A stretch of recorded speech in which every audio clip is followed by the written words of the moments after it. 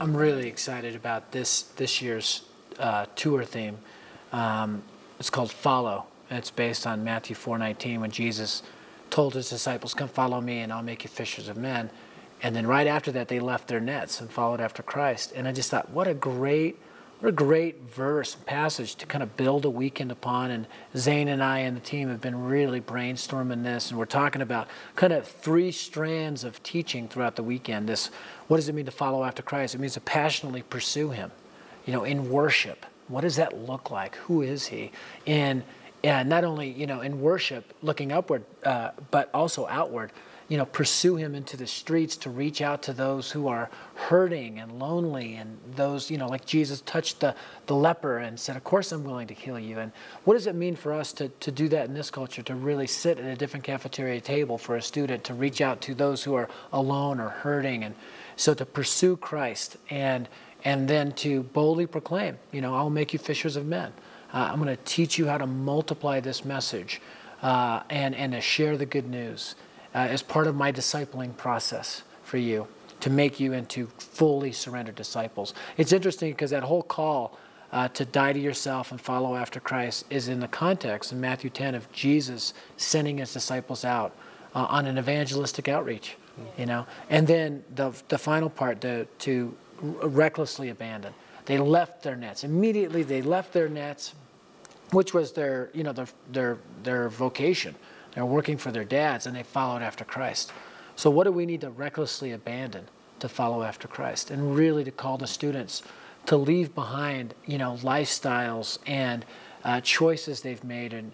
And maybe they need to sanctify the sports world, and instead of being consumed by it, to use it to advance the glory of God and the gospel of Jesus. And so we're really excited about developing this tour, but specifically with the whole idea of recklessly abandon. What does that look like? How entrenched is this culture in the souls of our students? And how is it keeping them from really following after Christ 100%? I think they just need to see it because they haven't seen a lot of authenticity in their lives in the past decades. And so we've just kind of lost interest, lost touch with their culture, their heartbeat. Yeah. I think our students struggle so much in the pull that the world has on them. And they're just constantly bombarded. I think this generation more than any other with technology and media, and their lives and their world. They're so advanced in so many ways, and they're just so, I think, tempted to just kind of go that direction and ignore some of the truths of what Jesus has called us to change. And they have this sense that something ought to be different. Something ought to be different if they're faithfully pursuing God.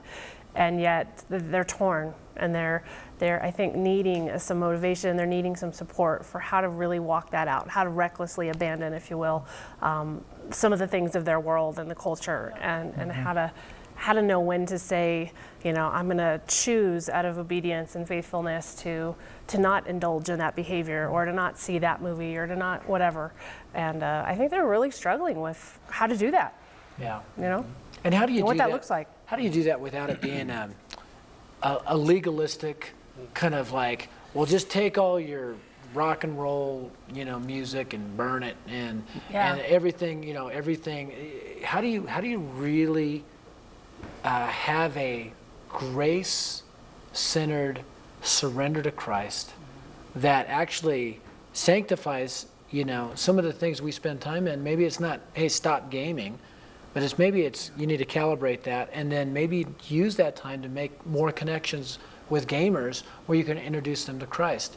So it's not stop playing sports, but how do you sanctify that to use that for the glory of God? And really leave that ulterior or rotten motive on the altar. We're not saying stop texting or stop using their cell phones, but how do we recklessly abandon? But at the same time, not become legalistic. The verse you referenced, follow me, I'll make you fishers of men. They were already doing something. They're already fishing. He just gave them a bigger fish to catch. That's great. A better target, something that was going to be more of a challenge, a bigger payoff, that was going to be a great fish story to tell, by the way. and they went for it. And I think that our kids are already in a position, God has ordained their lives to this point to do something huge. I had a teenager tell me once, I can be, wait, time out, so let me get this right. I can be a veterinarian for Jesus. with this look on their face. And I was like, yeah. I said, how amazing would it be to help people's pets and explain the intricacy of how God created this animal to heal and stuff and to speak truth into their life. And he said, yeah, you could be a vet for Jesus. To like, all right, I can do that. Because like, wait, God, it's almost like God fits into their life now where God made their life for them. It's a bit of a mind shift. It's so neat to see that light go on. I think there's one side of the Follow Tour that gets me excited about helping students to engage the culture and use the things of the culture, which is what we're just talking about. But there's another side that actually gets me personally really excited, and it's how to stick out in the midst of the culture. And that's something that I've been thinking about for the Follow Tour. And I think, what is it to follow? And I've been having the picture of, you know, that like car chase spy scene that happens in a movie where they try to remain at a safe distance and they're following the car, not wanting to get noticed. And for some reason, I've been thinking, in some ways, a lot of Christians, I think, play their life like that with Jesus.